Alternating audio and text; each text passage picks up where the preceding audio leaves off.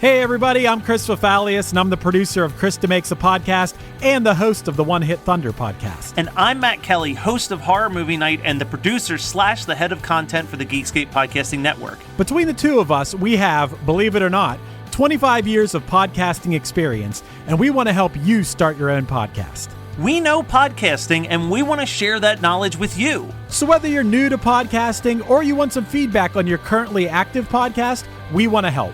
Or perhaps you're just overwhelmed with all of the editing work. Well, we can help you with that also. You can check out our website at weknowpodcasting.com for more information. We're excited to help your podcasting dreams become a reality.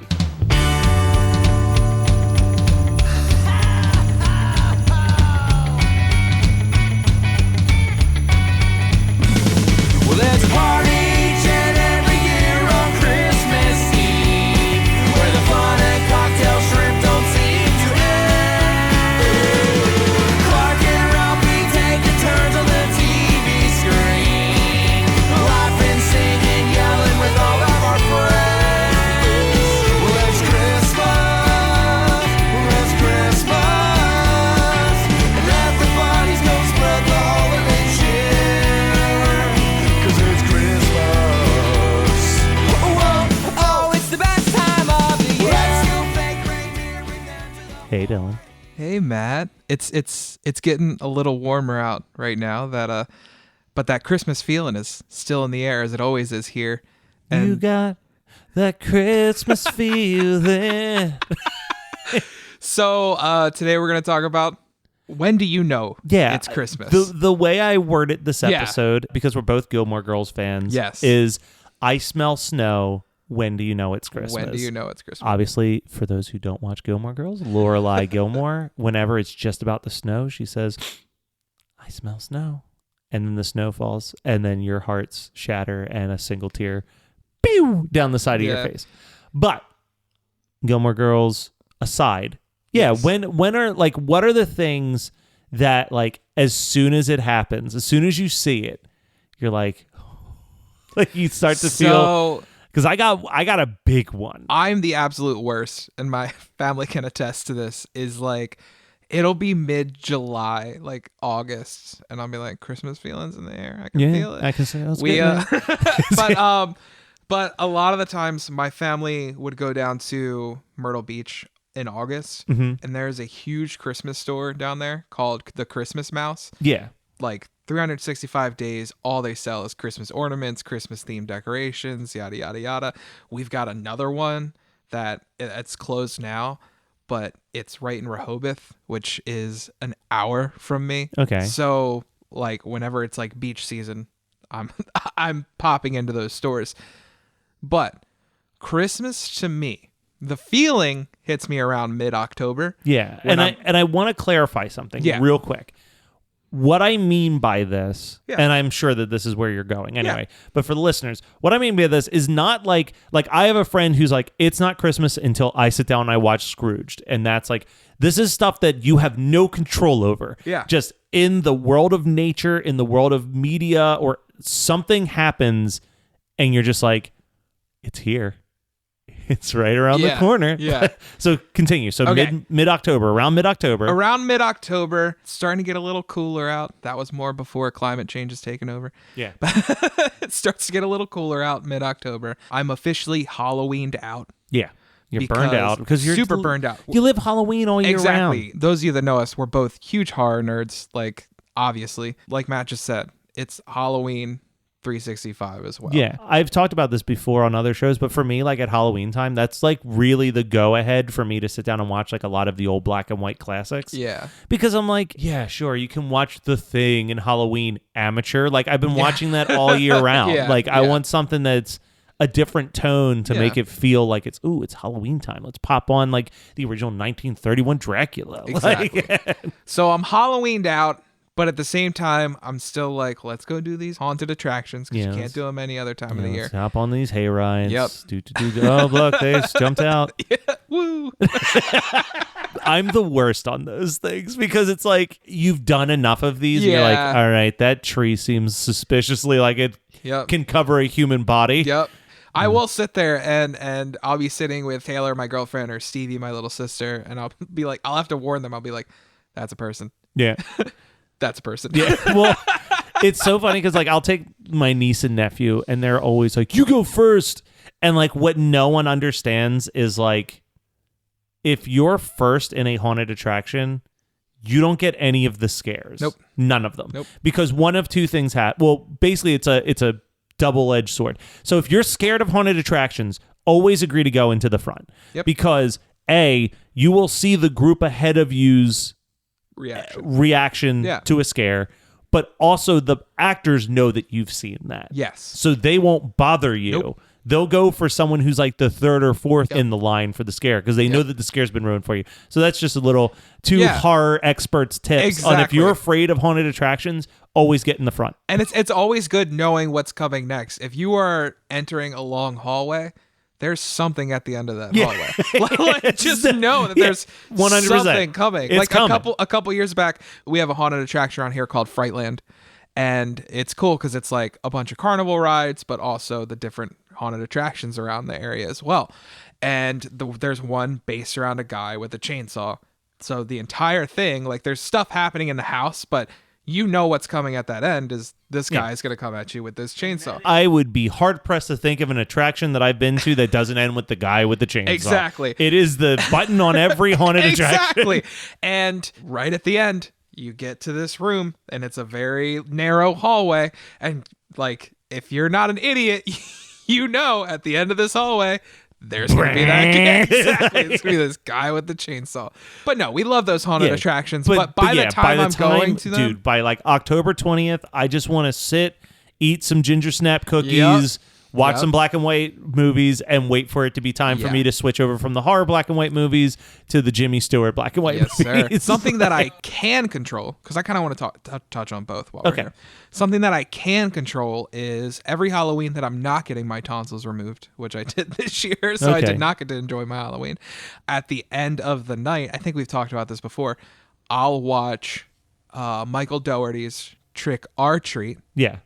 But Long Live Sammy Kerr, that's the better Trick or Treat movie. Yes. I watched Trick or Treat and then immediately followed up with Michael Dougherty's Krampus.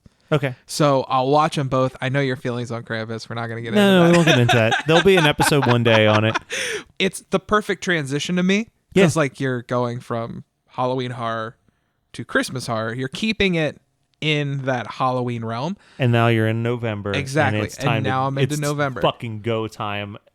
So one and thing everyone's just got to deal with you for the next 55 days. One thing I can't... Exactly. That's kind of how it is. You're just like, you've been dealing with me holding back, but now it's on, Grandma. Our mutual friend, Sean Ward, will like flip out on me if I'm in like the group chat and I'm like, Christmas is in the air. He's like, get out of my face. He's like, I love Christmas, but December 1st, dude, you got to hold off. Like, dude, December side note, 1st is late. Sean, if you're listening, you have an amazing potential to be a real life Santa if you dye that beard. Oh, 100%. You're. I'm just saying, you got a calling. Lean into it. Yeah, exactly. Exactly. Don't be afraid, Sean. So the one thing I can't control, but I can kind of control, and you'll understand in a second here, is a couple years ago, I found out that Sirius XM starts their Christmas music November 1st. Yeah. November 1st. I'm an on again, off again subscriber to Sirius XM. I subscribe and then immediately regret it because I know when I unsubscribe, I have to actually physically call them to unsubscribe. And then they're going to yell at me when I try to unsubscribe. It's like the gym that makes you have to physically go face to face and be like, I don't want to pay you anymore. Yeah, exactly. But there were a couple of years there where either I would stay subscribed or I would resubscribe to Sirius XM November 1st. Just to get that Christmas. For Christmas music playing. Now, you also have to realize that we're two guys that have multiple Christmas playlists. Yeah. Multiple ways to listen to Christmas music. I haven't listened to a radio station in I don't even know how long. So this is insane to me. Right? And it's insane to me as I have these things, but I'm like, because I actually genuinely think, and we'll get to a full episode about this one day, I'm sure, but like Christmas radio kind of sucks because there's 100%. Not nearly enough variety to it. 100%. My iPod has more variety than any Christmas radio station. There's no reason for me to resubscribe to Sirius XM. Don't do it this year. I'm not going to do it this year. I didn't do it last year either. Good. But there's something about knowing that Christmas music is playing that it's an option. on the radio. It's there. Yeah, and just knowing it exists. Because 9 times out of 10, I would resubscribe and then still listen to my phone or my iPod or whatever. What are you gonna do? Just click it on to listen to the same version of like Bob Seger's Little Drummer Boy like a million times? And I will say, what's nice about Sirius XM doesn't play the same stuff that's on your FM radio stations. So they do switch it up, but not by much. You're still gonna get your same old shit. I'm just over I hate to say I'm over the classics, but like working in retail where that's the only Christmas music you get hit with, it's like I will happily take the pop punk cover of this classic song at this point because I've heard the Frank Sinatra version enough. But like November 1st, knowing that it's an option, to me, that's when Christmas starts. That's the beginning. And I don't even start my full Christmas music listening because, again, I know this sounds crazy for two people with a Christmas podcast, but you will burn yourself out. You will. No, Christmas. you got to. There's a reason why you and I have tried our best to do these episodes like 4 at a time on a single day because it's a lot to legitimately watch Christmas specials all year round. It is. It makes the season less special. For sure. And that's why it was like, and that was something that you and I talked about from the start was like, okay, we got to like do block recordings just so that we're not like, we got to do block recordings, or if we have to do like a more week to week, it's got to be stuff like the Rick and Morty episode that's like just barely a Christmas. Like if we were doing like, I'm watching It's a Wonderful Life this week and next week I'm watching Miracle on 34th Street, I'd be like, well, but that's what I do at Christmas time. Like it would ruin it for me. Yeah. I agree with you with the Christmas radio. I would say for me in a similar vein, it's that moment that you walk into the mall for the first time, you hear that Christmas music playing, and then you're like, oh, "There's wreaths." Okay, I thought you were gonna say, and like, oh, like it's all decked out, and you're just like, "Oh, it's here." The problem I have with that is more in recent years, as I've seen stuff in the stores in like September. Yeah, and I'm no. It's not getting the Christmas feeling quite yet. For me, it's not the end of it. It's when the physical mall has converted itself into like when I walk into that mall and that mall is a winter wonderland inside of it, I'm just like, yes. And that's kind of the thing that's a bummer about the fact that like indoor malls are kind of going away. Like as we've learned this past year, it's probably for the best that it's not a giant indoor mall. But like that vibe of when you step into the mall and the sliding doors open and you just get hit with the music. Yeah. And you just see all the decorations everywhere. And you're just like, it's time. And you're like, skipping this through. is the reason we have this podcast, because like you're sitting here describing it, and in my body, I'm like, you're feeling it, Like I really want, like, is it November yet? Like, is it December yet? There's one other big one for me though. Okay, it's a specific commercial. Is it the kisses? The No. Hershey Kisses? No. Okay. It's the lottery commercial that has been playing. I don't know if this plays down here because it's the Pennsylvania lottery. Very regional. It may be regional. There you go. It's the Pennsylvania lottery commercial, and they have been playing the same commercial for what has to be 20 years. Okay. And it's a group of Christmas carolers standing outside, and a guy walks up to this little like gas station booth to get his lottery ticket, and the guy's like, "Another lottery ticket, Gene?" He's like, "Yeah, another lottery ticket, Gene." And he takes his lottery ticket and he walks away, and the Christmas carolers are just like, "Merry Christmas from the lottery." Oh, I love it. Nope, like, never seen that in my life. I'll play that commercial for you before. I mean, I'll pull the audio and put it in here too. Nice. But this holiday season, my good friend gave to me 7 Powerball tickets, 6 match, 6 chances, 5 cash prize, 4 big 4s, 3 daily numbers, 2 Mega Millions. Happy holidays, Rita. Pennsylvania lottery tickets make great gifts, like the new $20 Merry Millions. Happy holidays. And best wishes from the lottery. Yeah, every time that commercial comes on, I'm like, oh, it's time. Dude, Christmas commercials in general are like that's what sets the tone. We're definitely going to get into those. We have someone who has requested that they get to be on here to do an episode All just about about it. And it's someone you and I both know. Oh, Tom Combs. love it. I can't wait for that conversation. That's gonna be a good there's one. like no better person to like, hey, just sweet as sugar human being, but also just encyclopedic knowledge of like 80s and 90s stuff. Dude, I'm about it. The only one I want to mention right now, because I know that we're going to do a deep dive into all of them. But do you have one specific commercial that every year you look forward to knowing that that's going to come on and you're going to be like, yep, it's Christmas time, baby? So because we're going to do that episode with Tom Combs. Yeah.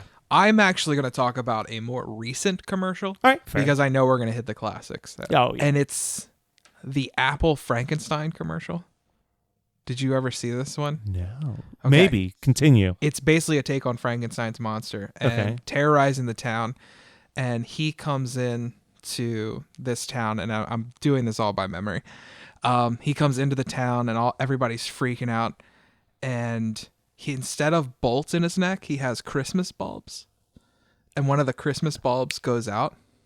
And as everybody's freaking out, he's sitting there, and this little girl, like a very Cindy Lou Who-esque girl, comes up and kind of like hands him another bulb. And like he screws it in, and they shine. And the entire town starts singing. And oh my God, dude. It's just tears. I've never seen this commercial. We're gonna watch this. I am definitely gonna watch this. I probably just did like an awful job describing it. I closed my eyes and I pictured the whole thing. If you have never seen this commercial, like this thing will bring tears to my eyes. And that's again kind of falls perfectly into your like trick or treat into Krampus type thing, because it's got just a little bit of dash of that Halloween still in there. Yeah, and I love good stuff. But like November 1st, to me, that's the Christmas season beginning. That is pre-Christmas. As I've called it. No, I agree with that, because like I jokingly, but not jokingly, will refer to like Thanksgiving as like the Christmas test run. Like we're seeing how well we're going to interact at the dinner table for next month. Like we're getting the test run in. Mm-hmm. And I'll say there is no Thanksgiving season. There is a Christmas season. And that's why I get a day, all right? People?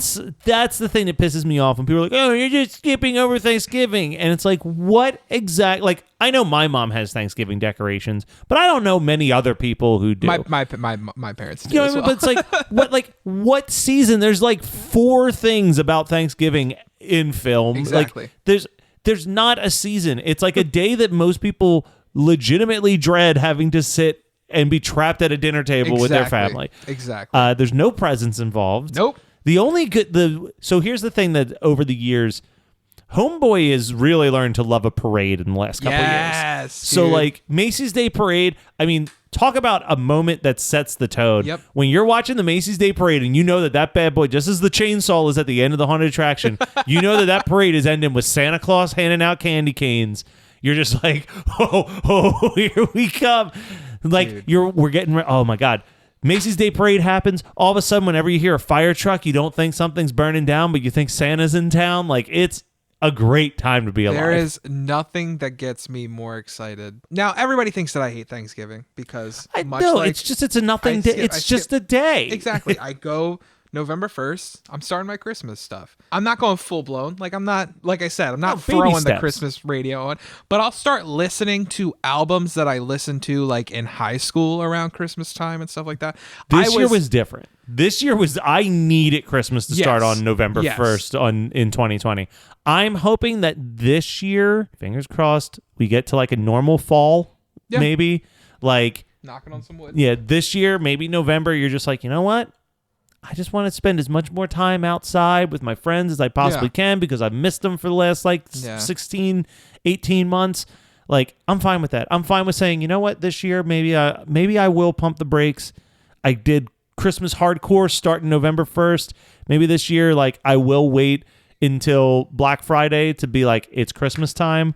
but I'm seeing Dylan's face, and I know that that's how I feel inside too. I'm going to put on the Christmas music literally November 1st. I'm going to go right from my Halloween playlist iPod to my Christmas playlist iPod. Yep. And I mean, there's been some years, well, I'll put up on Facebook, working on my Christmas playlist. It's October 27th. But one of the things that I like to do around that November time as I'm easing my way into Christmas is listen to music that puts me in like a wintry feeling. Yeah. And it's real. I don't know how this started. I take it more back to high school because like around that fall winter time, I was in drama in high school. So like we were putting on shows and hanging out with everybody else. And I always listen to the music that I listened to at that time. So it was a very winter album. If you disagree, you're wrong. Kanye's 808s and Heartbreaks is 100% a winter album. Family Force 5's Dance or Die. Like a lot of like weird alternative pop, like Warped Tour pop. So here's that the I thing would with listen to Family at that Force time. 5. We're going to go on a little tangent here. We're going to talk about their Christmas album at some point too. Oh, for sure. It's amazing. So Family Force 5, I remember seeing them for the first time at the Purple Door Festival. So I got a copy of their EP before they ever put out an album. Okay. Like they have this demo EP, which apparently I guess like they literally, if you didn't see them live before they got signed, like you don't have a copy of it. But the Business Up Front, Party in the Back record, I loved. Yeah. I could never fully get into anything after that. Changed to like, it was almost like a new wave type. Yeah, like for me, it was just music. like, this is, I remember they were the band, someone told me they were the only band that literally gave them headaches to watch live. Because like, I'm not sure if you've ever experienced Family Force 5 live. Yeah. But they, at the time that I was seeing them live, they had the gigantic drum machine thing, and the dude would just be pounding the beats, and like you would feel it. Yeah. And my friend was just like, I can't take that much bass. Yeah. Like that's so much bass. But yeah, we'll get into that Christmas album because the songs I've heard off of it are good, but I've never sat down and listened to the whole thing because Dance or Die was so dramatically different than what I loved about like their weird, like, what even is that? Like, because I hated crunkcore. Yeah. But they were an exception to the rule because they were like new metal crunkcore. I loved crunkcore. Oh, God. Broken Side, hook it to my fucking veins, bro. Man. That first two Broken Side records, Teach Me How to Scream and 40 Ounce. I saw Broken Side live and I was not having a good time. Side. It was Broken Side and Dot Curve. See, mine was great. I saw Broken Side with the Millionaires and Hyper Crush. Hyper Crush, dude. We still got to talk about the Hyper Crushmas mix. Yeah, I sent you Hyper guys. Crush was definitely the one I walked away liking the most out of those three. Crunkcore was definitely a genre where I was literally thinking about this the other day. Like, what's a genre that you don't think could have a resurgence? Like in history, I was editing an episode of One Hit Thunder and we were talking about yacht rock and how like yacht rock was like the super lame music in the 70s that was really popular, but similar to disco now it's kind of had this resurgence where people are just like, you know what, like yacht rock fucking rules. I think I know where you're going, and Like- I'm going to disagree with you 100%. Like you think historically people are going to look back and be like, you know what, we were wrong about crunk rock. I think crunkcore has already made a resurgence. This is very out of our element. If we're talking about like, so let me take a quick, what I'm not saying is a resurgence. Okay. What I'm saying is like when we look back on it in the history books, we're like, you know what? This wasn't as bad as that. Yeah, that okay. That I can agree. Like I with. don't think crunkcore is ever going to get like a revisionist history. Because- like I think it's how we feel about it is how we feel about it. There is a huge music scene involving like I guess what's being considered hyper pop right now. Oh yeah. I know that it's definitely influenced like new genres. Trap metal, and like I mean it is like you just said, the main influence on these genres is that MySpace scene, crunkcore scene. But the only person who I've seen like look back and say this is what influenced this is how we got here, is a guy on YouTube who runs a channel called the Punk Rock MDA. I know, I was about to say Punk Rock MDA. He's Finn the McKinley. only one that has said all of this came from this. No, and I agree with him in the sense that there's like I'm talking specifically like a critical revisionist history where someone's like, you know what, the Doobie Brothers, What a Fool Believes, is actually a jam, and we were foolish to be like, this is soft rock. Like, it rules. Unfortunately, no one is going to give Crunkcore the credit it All deserves. right, so you're saying you're doing the music that makes you think of Christmas in your teen years. Like around that time, like what do I listen to? Now when I'm like cleaning up the house or something, I'll probably throw like full-blown Christmas music. Yeah, why not? Around that time. But like if I'm like going out or I'm riding with somebody, like we're listening to like the music that makes me think about that time. Yeah. No, I think that's fair. But yeah, dude, like November, again, because you and I talk about Christmas so much, people think that we just skip over November. November is one of my favorite times of the year. Yeah, it's a build-up. Beautiful build-up. Yeah, it's all build-up. And the same people that say, oh, you can't start your Christmas early November, are the same people that on December 23rd are like, Christmas just snuck up on me. And I think that's why, like, similarly to how when, like, Halloween is over, for you and I, we're like, all right. Yeah. Like, I still agree with you that, like, December 26th is, like, one of the worst days of the year. But, like, I'm not, like, clinging to anything by the time December 25th rolls around because I had 55 straight days of getting hyped. Yeah. It's like... And, I mean, there are times when it's starting to get super close to Christmas. I'm not going to lie. Like, December 22nd. Starting to pull back a little bit. Yeah, exactly. I'm like, all right, maybe I don't want to sit here and listen to Christmas music all day long. Like, it's one of the weirdest things, which like I'm only just starting to get better at, is being like, you know what? Maybe instead of making sure I watch It's a Wonderful Life, I should spend time with my loved ones. Well, I feel that, and I guess this hit me more like fresh out of high school. Going back to the Halloween thing is, I'm like, oh my God, Halloween's here. I didn't watch every Halloween movie this year. Yeah. I didn't do this, and this. And then it kind of finally hit me where I'm like, you know, you can do these things. Yeah, you can still just do that. Yeah. After Halloween. It'll give you the same. Yeah, society is the one that's telling you that you're not Exactly. allowed to watch these things. And that's why I think even this year, because we recorded a podcast the day after Christmas. Which was fun. Actually, really fun. It was great. Yeah. Even though on the podcast, I was like, oh, blah, blah, blah. That was more of an act because honestly, in more recent years, like you just said, it's kind of been like, all right, cool. Like Christmas is over. I mean, I still have the feeling of Christmas all the time. But you know it's what? nice to have that wind down leading into it. It's okay.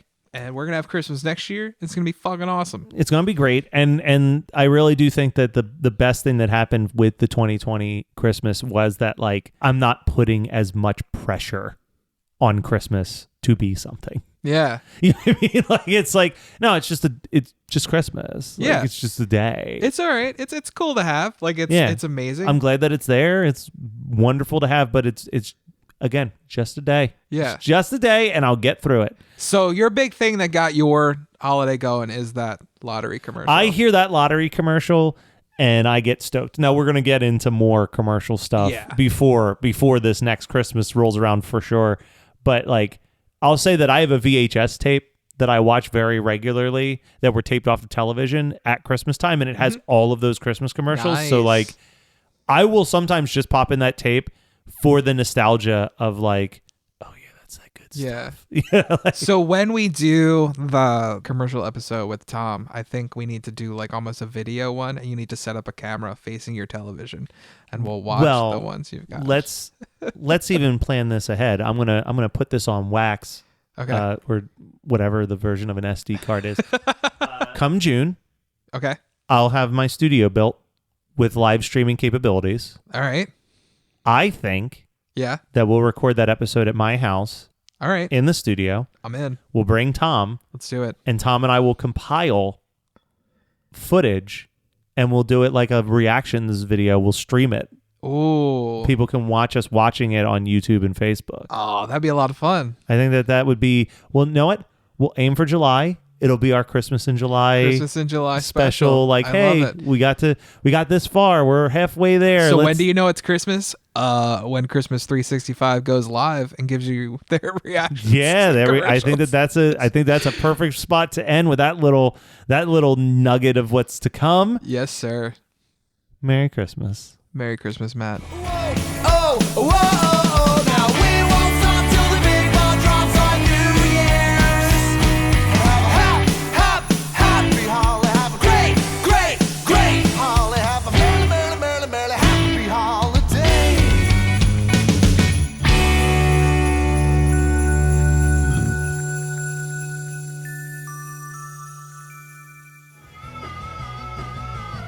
You're listening to the Geekscape Network.